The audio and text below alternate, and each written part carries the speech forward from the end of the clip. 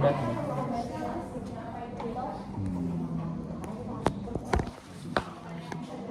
jadi kalau misalkan si CO2 ini tinggi, berarti nanti akan mengindikasikan dia asam cairannya, karena kan karbon itu sifatnya asam. Nah, jadi kalau misalkan asam, teman-teman nanti bisa mematikan gitu kan. Nah, kalau basah nanti menghambat gitu.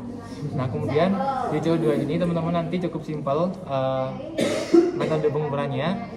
Kita pakai titrasi. Nah, titrasi ini kita pakai beberapa alat. Yang pertama ada buret, kemudian ada ini namanya statif untuk penyangganya, kemudian ada klep. Nah, kemudian karena ini satu kelompok, nanti teman-teman bisa langsung nyoba aja. Yang pertama, si air sampel ini dimasukkan ke gelas ukur sampai penuh 25 ml. Nah, kemudian ketika udah penuh, ada yang tahu ini namanya apa? Ya, betul, Erlenmeyer. Nah, jadi setelah udah di sini dipindahkan ke si Erlenmeyer. Nah, setelah di sini langsung ditetesin sama indikator PP. Ada yang tahu ini buat apa? Lihat warna, buat mengeluarkan warnanya. Siapa? Yang dikeluarin warnanya siapa? Air. Jadi indikator PP ini buat memberi warna si CO2 bebas.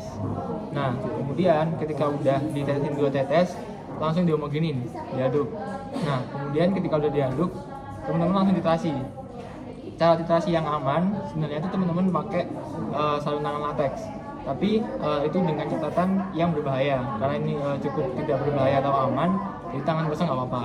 Nah, kemudian untuk titrasi sebenarnya jarak antara bulat ini dengan si Erlenmeyer atau tempat sampel kalian itu tidak boleh menempel ataupun terlalu jauh. Takutnya kalau misalkan teman-teman terlalu jauh kan pada saat si titran ini jatuh, itu kan terkontaminasi gitu kan. Nah, kemudian kalau dia nempel, takutnya di sini ada bakteri. Nah, takutnya juga menghambat gitu kan dan mempengaruhi nantinya. Nah, kemudian untuk tangannya ini, yang tangan kiri dia megang keran, yang nantinya akan diputar pelan-pelan banget. Nah, tangan kanan pegang si Erlenmeyer, si sampelnya. Tujuannya apa? Ketika nanti teman-teman sudah netes, bisa langsung dihomoginin. Nggak langsung netes gini. Nah, kemudian teman-teman bisa lihat di buku panduan yang di skema kerja itu ada rumus perhitungan CO2.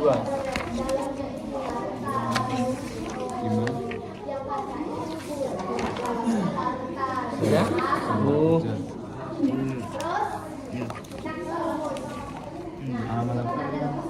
Skema kerja CO2.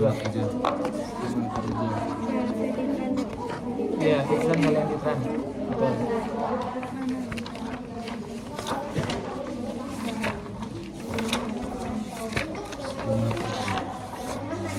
Sudah? Kalau sudah, itu kan ada V-titran kali N-titran kali 22 kali 1000. Nah, V-titran itu didapat ketika teman-teman menghitung volume air, volume cairan yang ada di sini yang digunakan pada saat titrasi. Nah, caranya gimana? Sebelum teman-teman titrasi, ini dilihat dulu air atau cairan yang ada di sini ini pada titik berapa. Nah, kemudian dicatat sebagai volume awal. Nah, kemudian teman-teman selanjutnya akan melakukan titrasi yang tadi ditetesin itu kan. Nah, kemudian otomatis volume air di sini itu akan berkurang. Nah, kemudian ketika dia sudah ping pertama kali, sudah dirasa sudah cukup, nggak sampai pekat banget kayak gini, berarti sudah menandakan CO2 itu sudah terikat, gitu kan. Nah, kemudian volume cairan yang di sini ini dicatat sebagai volume akhir. Nah, kemudian untuk mengetahui si V-titran itu, rumusnya adalah V akhir dikurangi volume awal. Gitu. Simple. Nah, teman-teman, yang digunakan pada titrasi kali ini namanya senyawa cairan Na2CO3. Fungsinya adalah untuk mengikat si CO2-nya.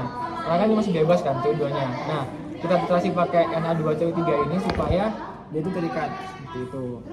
Nah, kemudian teman-teman untuk N-titrannya bisa dilihat nilai normalitas dari Na2CO3-nya. Berapa ini? Nah, itu adalah nilai N-nya. Oke, karena dirasa udah cukup, bebas teman-teman siapa yang mau nyoba.